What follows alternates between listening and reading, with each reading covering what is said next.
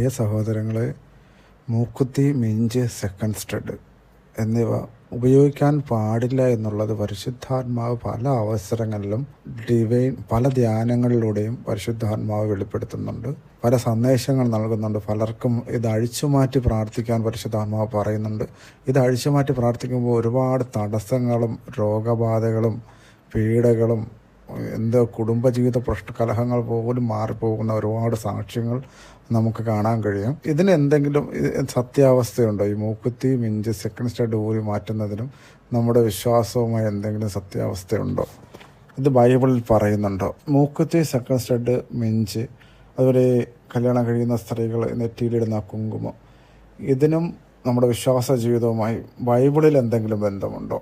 ബൈബിളിൽ ഇതിനെക്കുറിച്ചൊരു വ്യക്തത തരുന്നുണ്ട്. അതായത് യാമിനയിലെ യുദ്ധത്തിൽ 2000-ഓളം ഇസ്രായേൽ ജനത മരിക്കാൻ കാരണമായത് ഇതുപോലൊരു അനർത്ഥം ആ ജനത ചെയ്തത് കൊണ്ടാണ്. ആ ജനത്തിന് 2000-ഓളം ജനത മരിച്ച ആ യുദ്ധത്തിൽ തോൽക്കേണ്ടി വന്നു. പല യുദ്ധങ്ങളും ജയിച്ച ഇസ്രായേൽ ജനത യാമിനയിലെ യുദ്ധത്തിൽ തോൽക്കുന്ന ഒരു രംഗം നമുക്ക് 1 മക്കബാറിലും 2 മക്കബാറിലും വായിക്കാൻ കഴിയും.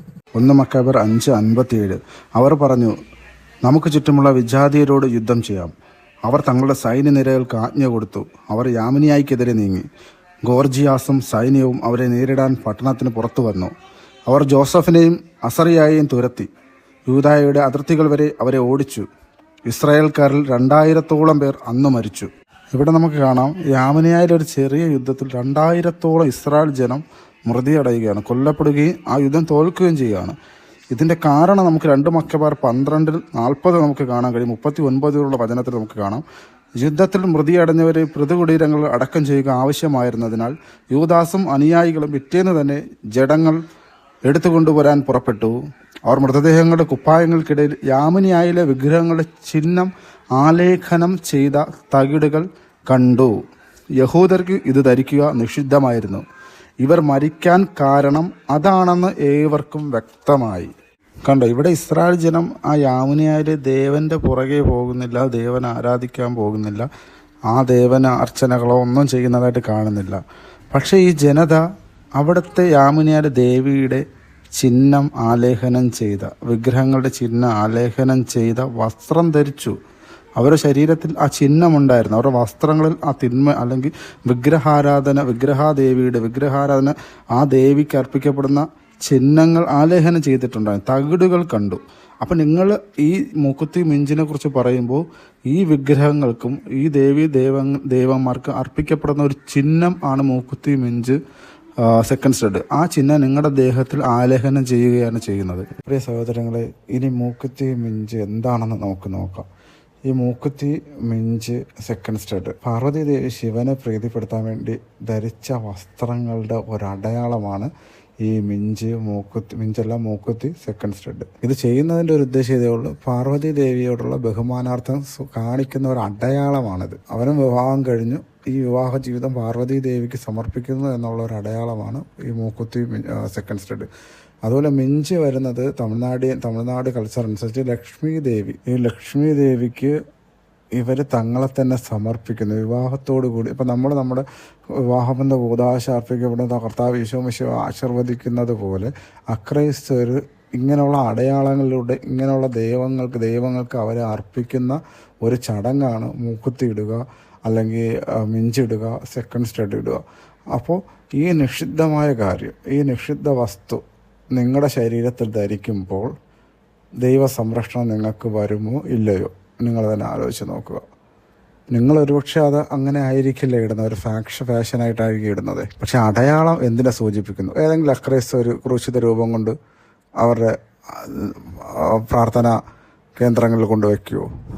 എന്തുകൊണ്ട്? അത് ആ കുരിശ് ക്രിസ്തുവിൻ്റെ അടയാളമാണ് എന്ന് പറയുന്നത് പോലെ നിങ്ങളുടെ ശരീരത്തിൽ ഒരു പ്രത്യേകതരം അടയാളം, ചിഹ്നം ധരിക്കുമ്പോൾ അതെന്തിനോട്ട് പോകുന്നു, അത് എന്തിലോട്ട് ചെന്നെത്തുന്നു എന്നുള്ളത് നമ്മൾ ചിന്തിക്കണം. അപ്പോൾ ഈ അടയാളം നിങ്ങൾ കണക്റ്റഡ് ആയിരിക്കുകയാണ്, ഇന്ന ആളുമായിട്ട് ഈ അടയാളം നിങ്ങൾക്ക് കണക്റ്റഡ് ആയിരിക്കുമ്പോൾ, കാരണം നിഷിദ്ധ വസ്തു നിങ്ങളുടെ ശരീരത്തിൽ ധരിച്ചിരിക്കുമ്പോൾ ജീവിതമാകുന്ന യുദ്ധത്തിൽ നിങ്ങൾക്ക് തോൽക്കേണ്ടി വരും. ദൈവ സംരക്ഷണം പ്രവർത്തിക്കാതെ വരും. കാരണം ഒന്നാം പ്രമാണ ലംഘനത്തിൻ്റെ ചിഹ്നങ്ങൾ നിങ്ങളുടെ ശരീരത്തിൽ നിങ്ങൾ ധരിച്ചിരിക്കുന്നു എന്നതാണ് വാസ്തവം.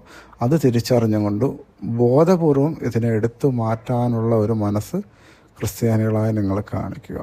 അതുപോലെ നെറ്റിയിൽ കുങ്കുമം പൂശുന്ന അവരുടെ പാർവതി ദേവിക്ക് അവർ സമർപ്പിക്കുന്ന ഒരു വിവാഹ കൂദാശയുടെ സമർപ്പണമാണ് ഈ കാണിക്കുന്നത്. അപ്പോൾ അതിനെ അവോയ്ഡ് ചെയ്യുക.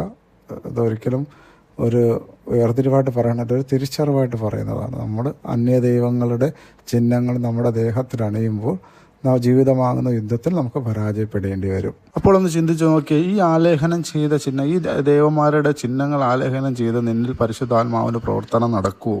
നമുക്കറിയാം, പലരും വളരെ നിഷ്കളങ്കരായാണ് ജീവിക്കുന്നത്. മത്തായി 10:16 പറയുന്ന പോലെ ഞങ്ങൾ സർപ്പങ്ങളെപ്പോലെ വിവേകികളും പ്രാവികളെപ്പോലെ നിഷ്കളങ്കരുമായിരിക്കും. ഇവിടെ നിഷ്കളങ്കരായിരിക്കാൻ മാത്രമല്ല കേട്ടോ കർത്താവ് പറയുന്നത്, സർപ്പങ്ങളെപ്പോലെ വിവേകികളായിരിക്കണം. ഒരല്പം വിവേകം ഉപയോഗിച്ച് ജീവിതത്തിൽ മുന്നോട്ട് പോവുക എന്നുള്ളത് നമ്മുടെ കടമ കൂടെയാണ്. അപ്പോൾ അത് തിരിച്ചറിഞ്ഞുകൊണ്ട് ജീവിതം മുന്നോട്ട് പോവുക. പ്രിയ സഹോദരങ്ങളെ, കർത്താവ് ഈശോ മിശിഹാ തൻ്റെ സ്വന്തം രക്തത്താൽ വിശുദ്ധീകരിക്കപ്പെട്ട് വില കൊടുത്ത് വാങ്ങപ്പെട്ടതാണ് നമ്മുടെ ശരീരങ്ങൾ. ദയവ് ചെയ്ത് ആ ശരീരം നമ്മൾ അശുദ്ധമായവയ്ക്ക് വിട്ടുകൊടുക്കരുത്. നിഷിദ്ധമായ വസ്തുക്കൾ ഉപയോഗിക്കാൻ വേണ്ടി ആ പവിത്രമായ ശരീരങ്ങൾ നമ്മൾ അശുദ്ധിക്ക് വിട്ടുകൊടുക്കരുത്.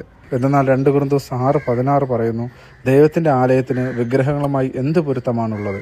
നമ്മൾ ജീവിക്കുന്ന ദൈവത്തിൻ്റെ ആലയമാണ്. എന്തെന്നാൽ ദൈവം അരുളി ചെയ്തിരിക്കുന്നു, ഞാൻ അവരിൽ വസിക്കുകയും അവരുടെ ഇടയിൽ വ്യാപരിക്കുകയും ചെയ്യും. ഞാൻ അവരുടെ ദൈവമായിരിക്കും, അവർ എൻ്റെ ജനവുമായിരിക്കും. കർത്താവിൻ്റെ ആലയമാണ്, പരിശുദ്ധാത്മാവിൻ്റെ ആലയമാണ് നമ്മുടെ ശരീരം. ആ ശരീരം നിഷിദ്ധ വസ്തുക്കൾ ധരിക്കുവാനും അന്യദൈവങ്ങളുടെ ചിഹ്നങ്ങൾ പതിക്കുവാനുമായി നിങ്ങൾ വിട്ടുകൊടുക്കരുത്.